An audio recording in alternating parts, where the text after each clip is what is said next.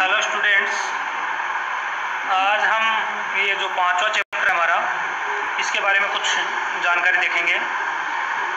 ये जो रैखिक समीकरण है उसका आपको निकाय का हल ज्ञात करना है। कहने मतलब जो भी आपको रैखिक समीकरण दे रखे होंगे उसका हल निकालना है।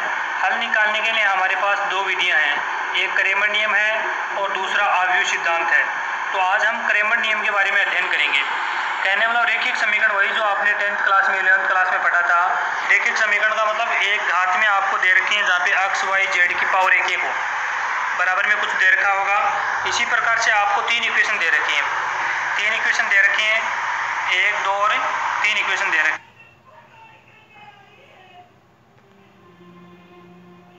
है कि x y z की वैल्यू आपको निकालनी है। इसमें b1 b2 b3 बराबर 0 हो तो इस निकाय को हम क्या कहते हैं, समघाती विषमघाती कहलाएगा। तो हम इसमें केवल और केवल आज विषमघाती जो रेखा है उसके बारे में हम अध्ययन करेंगे। तो जो रैखिक समीकरण है हमारे वो विषमघाती होंगे, उसका हम हल निकालते हैं। उसका हल निकालने के लिए हम क्रेमर नियम का अध्ययन करेंगे। आज किस नियम का अध्ययन करेंगे? क्रेमर नियम का। देखो क्रेमर नियम क्या होता है, इसमें आपको पहले दो चर वाले रैखिक समीकरण दे रखे हैं।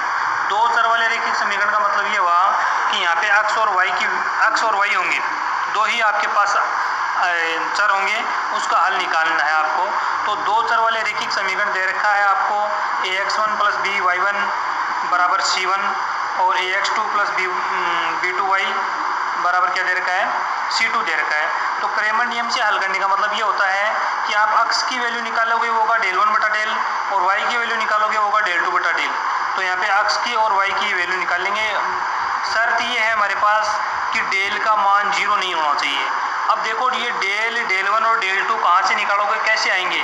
तो del हमारा होगा, इस x और y को हटा दो, यहाँ से x और y को हटा दो, बाकी a1 a2 b1 और b2 ये जो होगा वो del होगा। और सारणिक का मान आप 2 गुणा 2 की सारणिक हल कर सकते हैं। इसको इससे गुणा करो माइनस इसको इससे गुणा करो और घटा दो, इससे क्या निकलेगा, आपका del का मान निकलेगा। फिर देखो del 1 निकालने के लिए, del 1 निकालने के लिए ये जो c1 c2 है इसको आप a1 a2 की जगह रखो, a1 a2 की जगह रखो और b1 b2 है वैसा का वैसा रखेगा। तो यहाँ पे c1 c2 आ गया, c1 c2 आ गया पहले रो की जगह। पहले जो स्तंभ है आपका, पहला स्तंभ की जगह आपने क्या कर दिया, ये जो आंसर लिख रखा है यहाँ पे c1 c2 ये हो जाएगा आपका del 1। और अगर आप ये c1 c2 दूसरी जगह रखते हो, दूसरे स्तंभ में रखते हो, वो क्या हो जाएगा आपका del 2। तो इस प्रकार से आप del 1 और del 2 का मान निकाल के रखोगे सारणी की सहायता से। सारणी का आपने चौथे चैप्टर में पढ़ा होगा, उससे आप मान निकालोगे।